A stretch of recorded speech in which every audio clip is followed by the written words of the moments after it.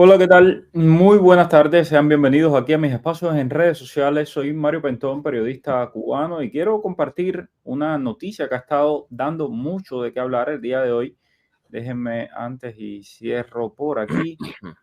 Bueno, que ha estado dando mucho de qué hablar y lo hemos visto publicado por supuesto, en todos los medios relacionados con el tema cubano, Cibercuba, en 14 y medio también lo hemos visto. Aquí está, se los voy a estar compartiendo. Vean ustedes aquí. Dice: los republicanos aprueban un programa electoral que incluye la mayor deportación de la historia. En el día de hoy, lunes, ha sido aprobado el programa electoral del Partido Republicano y, como bien dice el titular, incluye una promesa de la mayor deportación de la historia. Le vamos a estar hablando un poco de qué significa esta promesa, qué significa este programa electoral y cómo puede impactar esto a los inmigrantes. Saludos a todo el que se va uniendo a esta hora, por favor, compartiendo el que quiera y pueda el live. Me da muchísimo gusto darle la bienvenida al abogado Myron Gallardo, quien mejor que él para hablar de estos temas. Abogado, buenas tardes, bienvenido. Buenas tardes, Mario. Gracias por la invitación. Ok, vamos entonces a entrar en materia. Dice, bueno, los principales diarios de ahora mismo de todo el mundo están hablando de esto, del programa político, el programa electoral del Partido Republicano que ha sido aprobado el día de hoy y que incluye llevar a cabo la mayor deportación de inmigrantes de la historia del país en caso de que el candidato Donald Trump gane las elecciones del próximo 5 de noviembre. El Comité Nacional Republicano avaló el programa de 20 puntos para un eventual segundo mandato de Trump, quien será nominado formalmente por el partido durante la convención que se llevará a cabo la semana que viene en Milwaukee. Ahí yo voy a estar en Wisconsin.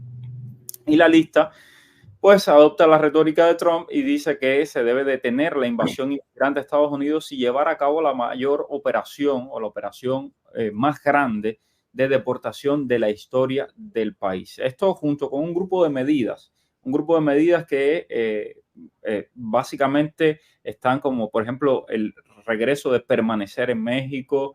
Eh, Hay otras medidas como, por ejemplo, también el fortalecer todo el tema de la frontera, que las personas no puedan cruzar por la frontera. Eh, bueno, esto de las deportaciones masivas, que Trump dijo que iba a confiar en la Guardia Nacional si fuera necesario para arrestar y deportar a inmigrantes que se encuentran ilegalmente en los Estados Unidos. También prometió tomar medidas agresivas para deportar a inmigrantes con antecedentes penales, a presuntos pandilleros también, mediante el uso de la ley de enemigos extranjeros de 1789. Bueno, ¿qué más? Por cierto, y esto es algo que hemos hablado muchas veces en este programa, en el 2023 Biden superó los totales de deportación de Trump en cualquier año y va camino a aumentar todavía más la deportación. Esto para que vean, porque me gusta también equilibrar y que todo el mundo sepa que una cosa es lo que te pintan y los números no mienten, ¿no? Es importante hablar de esto.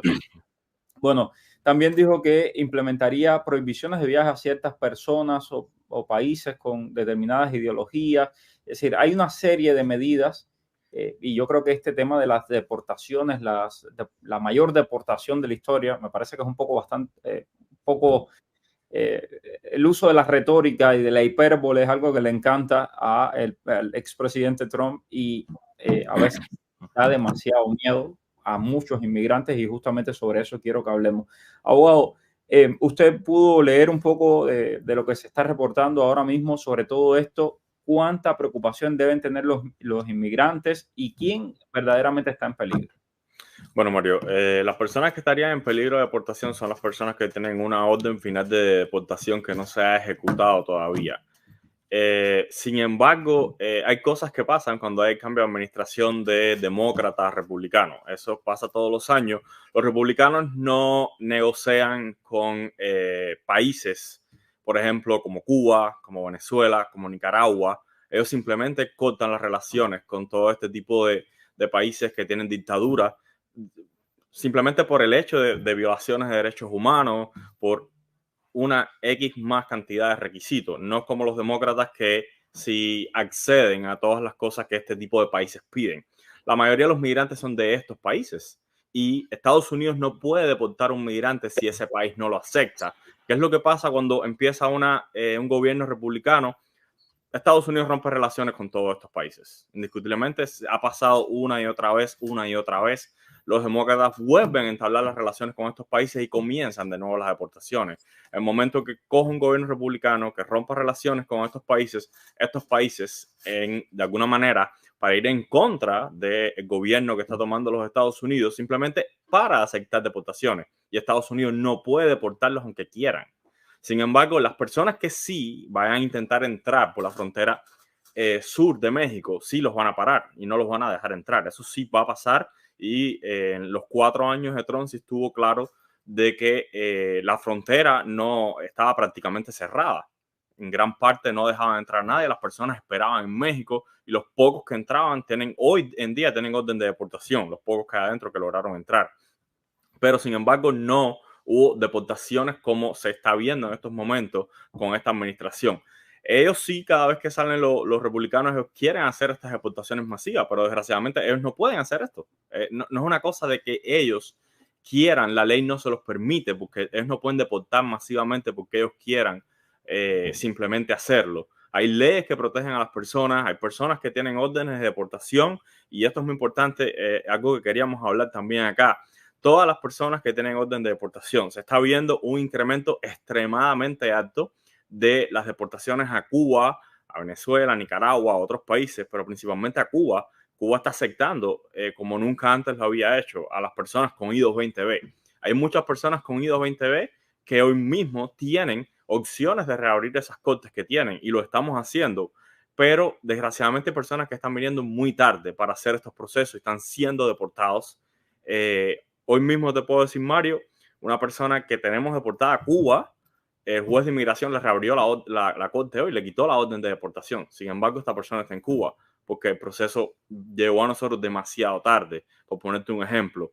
Y hay personas que lo tienen, simplemente no lo han hecho por desconocimiento de la ley. Es muy importante que las personas que tienen I-220B traten de contactar a un abogado para saber cuáles son sus opciones. Hay personas que desgraciadamente no tienen opciones. Pero no es algo de qué preocuparse con el cambio de administración. ¿Por qué? Porque ellos no pueden llegar y deportar así como así. Eso no funciona así. Hay leyes, hay cosas que protegen a las personas. Las personas más afectadas son estas personas que tienen órdenes finales de deportación, que no tienen una opción de reabrir esas cortes. Las personas que sí tienen crímenes que los hacen completamente inadmisibles a los Estados Unidos están aquí, pero ellos no tienen opción de ningún tipo porque no pueden aplicar a nada, debido a que las leyes de inmigración no le permiten que ellos puedan aplicar a un beneficio migratorio nuevo. ¿Por qué digo esto? Porque las personas que tienen, por ejemplo, I-220B, que están casados con ciudadanos estadounidenses o tienen hijos estadounidenses que son mayores de 21 años, estas personas pueden abrir su corte y quitar su orden de deportación. ¿Por qué? Porque estas personas tienen un beneficio migratorio que está disponible ahora mismo, que es una petición familiar de un familiar inmediato de un ciudadano estadounidense. Su visa está disponible y los jueces están abriendo estas cortes y están quitando las órdenes de deportación de estas personas que tienen este tipo de beneficio migratorio. Y es muy importante que lo sepan. El cambio de administración, siempre han dicho lo mismo, de una administración a otra cuando cambia de republicano a demócrata, pero no se ha visto en realidad que una administración republicana haga una deportación masiva de personas que están dentro. Sí se ha visto que ha parado el flujo de personas que entran irregular al país. Eso sí ha pasado. Pero para ellos, como dije, es difícil porque ellos rompen relaciones con todo este tipo de países. Y la mayoría de los migrantes vienen de estos países huyendo de este tipo de gobiernos.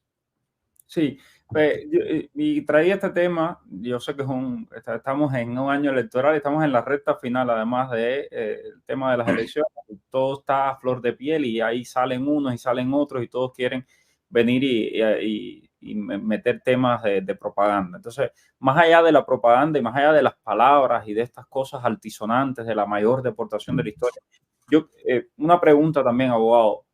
Me imagino, ¿no? Que en caso, porque lo primero que hay que partir de todo esto es si gana la elección el presidente Trump, el expresidente Trump. Okay. En noviembre pueden ganar cualquiera de los dos, pero suponiendo que gane el expresidente Trump, también todo este plan de deportación y demás, eso va a ser retado en cortes, ¿no? Es decir, pasó en su anterior administración. Por supuesto. ¿Por qué? Porque esta administración quiso limitar que las personas pidieran asilo a los Estados Unidos. A estas personas, a querer limitar que las personas pidan asilo en Estados Unidos, hay violaciones de leyes porque es un derecho que Estados Unidos le da a las personas que vienen huyendo de este tipo de países buscando una protección en los Estados Unidos. Hay muchas organizaciones como AILA que se dedican, son pro inmigrantes, se dedican a hacer este tipo de demandas colectivas contra el gobierno, contra el Poder Ejecutivo, contra la Corte de Inmigración. Bueno, no contra la Corte de Inmigración, disculpen, la Corte de Inmigración no tiene nada que ver con esto. Contra ICE, contra el Departamento de Seguridad Nacional, que son quienes de alguna manera ejecutan las leyes que son aprobadas por el Poder Ejecutivo acá. Pero de alguna manera están violando y se ha visto que han perdido muchísimas demandas en las cortes debido a las violaciones que hay de derechos constitucionales, de derechos que han existido por muchísimos años y que de alguna manera el Poder Ejecutivo ha intentado, bajo las leyes ejecutivas, que es lo más rápido que ellos pueden pasar, los presidentes, delimitar este tipo de derechos. Ok, entonces, mensaje para todos los que tienen I-220A, no los van a deportar No. porque sea Trump el que llegue a la presidencia, si es que llega a la presidencia. Esto es importante porque hay un montón de gente, yo de verdad no entiendo cómo pueden haber personas que se ponen a especular con esto y echarle miedo a las personas y decirle, te van a deportar para Cuba. La gente coge miedo. O sea, a mí me llaman, me escriben personas súper asustadas con todo esto de la mayor deportación de la historia.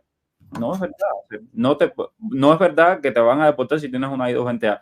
No es verdad que te van a deportar si tienes un asilo en proceso y puedes defender tu asilo. Si tienes una orden de deportación, sí te pueden deportar, pero igual hay remedios. Y es lo que decía el abogado.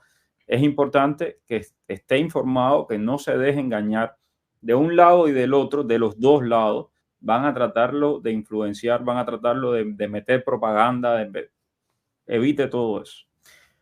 Ok, tengo a Osmelis por aquí. Buenas tardes, abogado. Tengo el parol aprobado desde diciembre, una bebé de 8 meses pendientes. Mis padres se hacen residentes en agosto. ¿Eso me abre alguna puerta para el caso de mi bebé?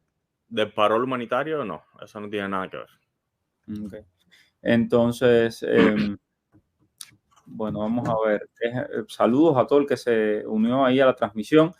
Vamos a ver por acá. Tengo... Deja ver, tengo más. Quisiera preguntarle a las personas que tienen puesto el parol del mes de abril de este año con patrocinador, ¿se puede anexar un grupo de viaje que tienen el parol puesto desde febrero del año pasado con otro patrocinador? No, no entiendo exactamente anexar un grupo de viaje. Tú no puedes poner una persona en un grupo de viaje a no ser que esté confirmado el caso. Tengo por aquí a Juniel. Dice, hace 2 meses un amigo mandó su aplicación de asilo a la corte de Orlando, Florida, y aún no le han respondido. El reloj del asilo no ha iniciado. ¿Qué puede hacer, abogado? Yo les recomiendo que llamen a la corte o que vayan en persona a la corte. La corte de Orlando específicamente tiene muchísimo atraso. No responden, no están trabajando exactamente como deberían trabajar. Y la manera es que vayas en persona allí y hables con ellos, a ver qué está pasando, dónde está tu aplicación de asilo, si la recibieron, o tratar de llamar por teléfono. Hay muchísima gente también, abogado, que me estaban preguntando el día de hoy sobre residencias que demoran más de un año, llevan 2 años, 1 año y medio en proceso de la residencia y tenían miedo de que el chequeo médico se les venza por estar esperando tanto tiempo, que si tienen que mandar otro chequeo médico. No, tú no tienes que mandar ningún otro chequeo médico a no ser que USCIS te lo pida. Si ellos no te lo piden, usted no tiene que enviar absolutamente nada. Perfecto. Vamos a ver, sigo por aquí. A ver, tengo más preguntas. Dice, yo no tenía corte y me la pusieron, ahora me la quitaron, soy 220A, apliqué asilo. ¿Qué me aconseja, abogado?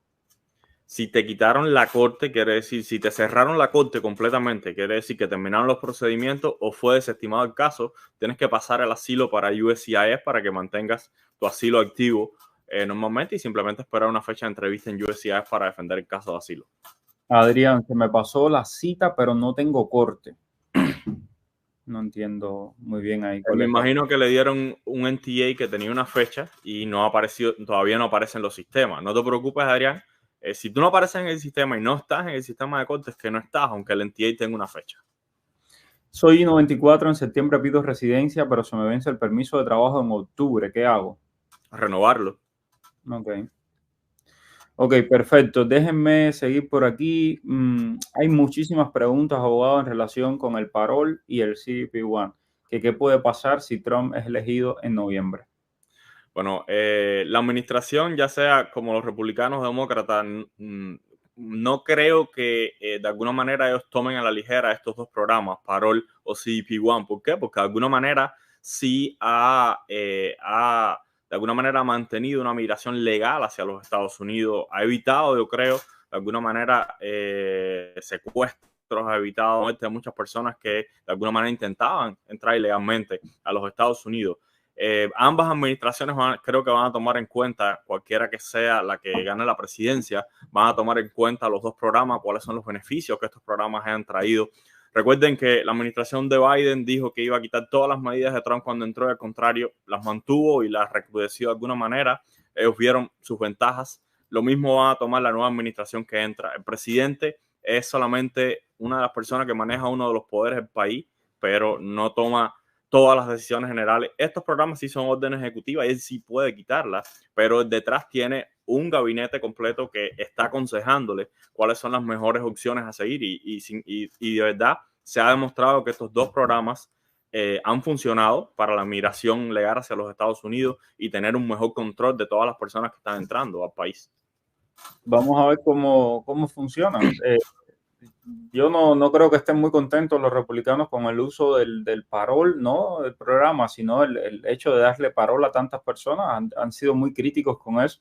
Vamos a ver cómo funciona y qué es lo que hacen. En realidad nadie está en la mente ni de Trump ni de Biden. No sabemos qué puede pasar en el próximo gobierno, es decir, lo que venga a partir del 5 de noviembre. Hay que esperar primero la elección el 5 de noviembre y después hasta finales de enero cuando el presidente toma posesión. Mientras tanto, el actual presidente va a seguir siendo presidente. Entonces, es algo que también yo le digo a todo el mundo, no se desespere porque de aquí a enero se mata un burro a pellizco. Dice, vamos a ver, soy I220A, tengo corte, estoy casada con mi esposo que es ciudadano americano. ¿Qué me aconseja, abogado? Que tu esposo como ciudadano estadounidense puede ponerte una petición familiar. Con esta petición familiar puesta, puedes intentar cerrar la corte. Tienes grandes posibilidades. ¿Por qué? Porque vas a tener una petición familiar de tú eres un familiar inmediato de un ciudadano estadounidense. Quiere decir que la visa para ti, tu beneficio migratorio está disponible ya. No tienes que esperar como tienes que hacer una petición de un residente. Si tú quieres ajustar mediante esa vía, tienes que pedir un perdón migratorio, tienes que salir del país, ir a un consulado y después regresar. Pero la posibilidad que tú cierres esa corte, puedes virar tu caso de asilo, lo puedes virar para USCIS y bueno, no tienes la corte de inmigración abierta. En caso de que tú perdieras tu caso de asilo delante de USCIS, vas a regresar de nuevo a la corte de inmigración. Ok, vamos a ver, sigo por aquí. Tengo una fianza de un juez en el 2019 a través de una petición que hizo mi esposa, que es ciudadana. Cerré mi caso de asilo, ya no tengo corte ni asilo. ¿Pudiera aplicar a la ley de ajuste cubano en este caso? Sí, si estás solamente en USCIS, puedes aplicar. Ricardo, los cubanos siguen llegando de enero del 2023, del 2024 también están llegando. O sea, hay gente de todos los meses, eso es un proceso, es como una lotería, que es lo que le he explicado a mucha gente. Hay gente que se pone bravo porque dice, bueno, entonces, mira, nunca había existido un programa como este. Nunca en la historia de este país ha existido un programa como este, específicamente para los cubanos, los haitianos, los venezolanos y los nicaragüenses. Nunca en la historia de este país habían acogido a tantas personas de esas cuatro nacionalidades. Jamás. Ni el Mariel, ni la crisis de los balseros, ni nada de eso. Entonces, hay una realidad.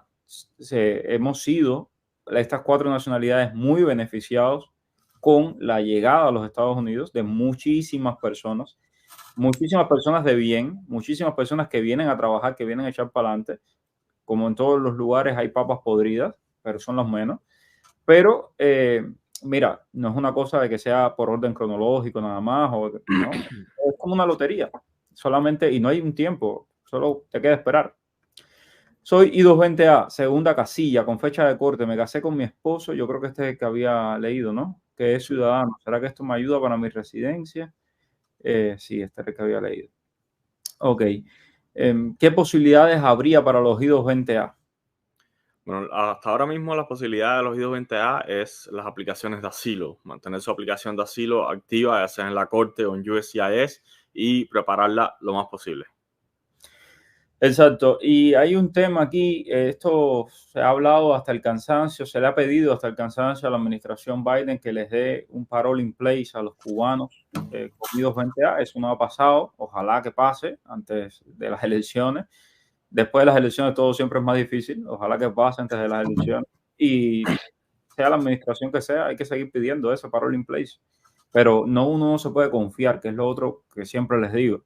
Tienes que tocar todas las puertas, tienes que hacer tu asilo, tienes que buscar una petición familiar, la manera que sea para regularizarte. No esperes el milagro de que venga un presidente, demócrata o republicano, a darte un parol. Trata de regularizarte por donde puedas. Ok, tengo por acá. Hola, buenas tardes. Soy 220A con fecha de corte. USCIS me cerró mi caso. ¿Qué debo hacer? Si tienes fecha de corte, por supuesto, USCIS te va a cerrar el caso porque ellos no tienen ningún tipo de jurisdicción. Tienes que pasar tu asilo para la Corte de Inmigración. Ok, sigo por aquí. Hola Mario, cuando USCIS te pide evidencia adicional en un caso de residencia por matrimonio, ¿qué evidencia te pueden pedir? Ok, ahí te pueden pedir evidencia de que el matrimonio es real, como por ejemplo fotos juntos, fotos de la boda, fotos de lugares donde han ido, cartas que demuestren que viven en la misma dirección, ya sea un bill de teléfono, un bill de la FPL, un bill de los statements de las cuentas bancarias, también affidavits de personas que fueron testigos de que la boda es real, affidavits de personas que testifican que el matrimonio es real. Ok, seguimos por acá. Tengo una fianza de un juez de 2019. Este ya es el que había leído. Ok, vamos a ver. Seguimos. En caso de haber entrado con parol humanitario, se cumplió un año, aplicó a la residencia bajo la ley de ajuste cubano en febrero. ¿Qué tiempo debe demorar su residencia? La residencia puede demorar hasta 36 meses. Tengo por aquí un miembro del canal, Joanny Nodal, gracias por ser miembro de este canal de YouTube. Dice, soy 220A con corte en el 2028, soy casado con una ciudadana americana, ¿qué puedo hacer? Te pueden poner una petición familiar. Con esa petición familiar puedes intentar cerrar esa corte. Tienes grandes posibilidades de cerrarla y pasar tu caso para USCIS y devolverle la jurisdicción a USCIS y aplicar la residencia. Dice Carlos, cuando decimos tener miedo a que nos deporten a los I-220A, nos referimos a los I-220A que pierden el asilo, que todos sabemos lo difícil que es ganarlo. Abogado, Exactamente. ¿qué hacer Exactamente, Carlos. Las personas que pierden asilo en la Corte de Inmigración obtienen una orden de deportación. A ver, la orden de deportación es lo que te hace a ti deportable, no la I-220B. La I-220B es una forma que ICE usa para liberar a las personas y no tenerlas en detención, que es una orden de supervisión. Lo que te hace deportable a ti es la orden de deportación, ya sea bajo el 235 del Expedited Removal o la orden de deportación que te da el juez de inmigración. Eso es lo que te hace a ti deportable de los Estados Unidos. Y sí, las personas que pierden el asilo en la Corte de Inmigración y obtienen una orden de deportación, son deportables. Ok, entonces, en esos casos, ¿qué se puede hacer? Ok, si estas personas, a ver, existe algo que es las mociones para reabrir casos. Cuando tú perdiste tu asilo, pero pasaron los años y el gobierno no ha ejecutado esa orden de deportación, a ti se te puede presentar un nuevo beneficio migratorio. Vamos a decir, poner dos ejemplos. Vamos a poner un ejemplo, un cubano que obtuvo una orden de deportación, está aquí adentro. Y en una de las órdenes de supervisión, en una de las entrevistas de supervisión con ICE, ICE decide darle un parol a ese cubano. Al momento, automáticamente, ese cubano con su orden de deportación y con ese parol se hace elegible para aplicar a la ley de ajuste cubano. Quiere decir que a ese cubano se le presentó un nuevo beneficio migratorio. Cuando tienes un nuevo beneficio migratorio, tú eres elegible para aplicar ese beneficio migratorio y a la vez reabrir la Corte de Inmigración para que te quiten la orden de deportación y continuar con tu nuevo beneficio migratorio. Otro beneficio migratorio que se le presenta muchísimo a las personas es que conocen a alguien que es ciudadano estadounidense y se casan y estas personas son elegibles para una petición familiar. Eso es un nuevo beneficio migratorio que se presenta y con esos nuevos beneficios migratorios que en el momento que está disponible, entonces tú eres elegible para reabrir la corte. La Corte de Apelaciones ha dicho en varias ocasiones que las personas que tienen peticiones familiares, de familiares inmediatos estadounidenses, quiere decir que ese beneficio migratorio está inmediatamente disponible. Ellos nunca van a considerar una petición, por ejemplo, de un residente a una persona. ¿Por qué? Porque el beneficio migratorio no es inmediato. Los residentes, las peticiones de residentes están sujetos al boletín de visa. Quiere decir que ese beneficio migratorio puede estar disponible en 5 o 6 años. Sin embargo, una petición de un familiar a un familiar inmediato, un ciudadano estadounidense, la visa siempre está disponible porque no están sujetos al boletín de visa. El beneficio está inmediato ahí.